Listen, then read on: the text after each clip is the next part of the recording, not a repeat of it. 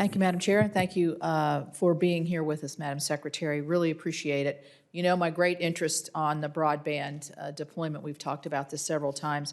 So just kind of quick questions. I heard you mention May 16th. You had testified before that that's going to be the day that you're going to be soliciting or beginning to solicit state plans. Is that still? Yes, that's the plan. We are charging towards that date. Okay. You had also mentioned in previous testimony that each state is going to have a representative from NTIA that's going to help them move. How are you doing on that? Have you appointed those? Are you still sticking with that original plan?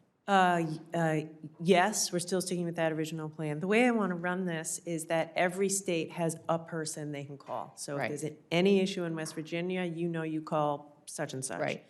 So we haven't yet recruited everyone. We're in the process. We are aggressively hiring. We're more than halfway there, I can tell you, and we're like onboarding people every day. Well, we're anxious for that, as you can imagine. We have talked too about the different conflicts between FCC, RDOF, USDA, Reconnect, some ARC programs, and then NTIA programs. We're running into a bit of an issue with this on the coordination factor. Can you go through an RDOF region if you're connecting two different, say, counties? How are you doing on that? You said you were going to put together a committee to work on this. I mean, we're still not getting good answers here. Yeah, I appreciate the question. I was in South Carolina Friday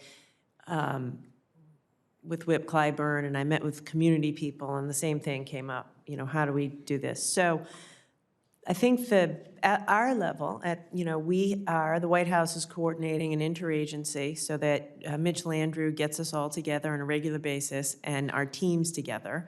But the truth of it is, I think the most impactful thing is that every state, when they put together their state plan, we're requiring them to detail in their state plan how they're going to use all of their federal money. So, for example, in the West Virginia state plan, they're going to have to show us on paper how they plan to use RDOF, how they plan to use USDA, how they plan to use tribal, and we're hoping that by putting it all in one place, it will enable us to better coordinate. Yeah, so here's the problem. I know RDOF's not your problem, but you know, RDOF's got a 5-year window, so if the whole program shows out that everybody's going to be deployed from that program, which we know is not going to happen, we know at some point the providers are going to send the money back, they couldn't do it or pay the fine or whatever, we're going to be 5 years down the road and realize, you know, we should have worked better together. I would like to see, I mean, I would hope that you would have a carve out for the broadband deployment area and not to have this just be a general coordinating committee, because if you're trying to coordinate absolutely, transportation, water, and all this, and you know, it's never going to get down to the detail it needs to. So I highly, this is a big issue, and you know, we're luckily and unluckily, we're eligible for a lot of funding because we still have a lot of unserved and underserved. But you can see if the conflicts come in, at the end of it, we don't want to say, wow, we're still not there yet. So anything we can do on that to work with you, we have a lot of good data. We would like to do that. Thank you. Inflation of prices, what kind of impact is that going to have on the ability to deploy? What are you seeing there? Because I'm hearing this everywhere. Yes, by the way, on the first thing, I should have clarified. These are broadband-specific meetings that we have, just broadband. Secondly, listen, I agree with you. It's among the greatest challenges of this, and I think there's no one answer. It's constant, obsessive communication, collaboration, and working with the team. So I'll follow up with you. We need to increase domestic supply. Like the bottom line, and I am working with domestic producers of fiber and cable.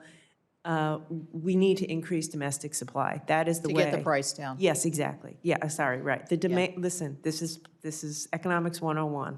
Because we're spending all this money for broadband deployment, demand is going to be higher for all of this equipment, and so we need to increase supply. And there are Buy American provisions in the statute. So I am working very aggressively with. There's only one.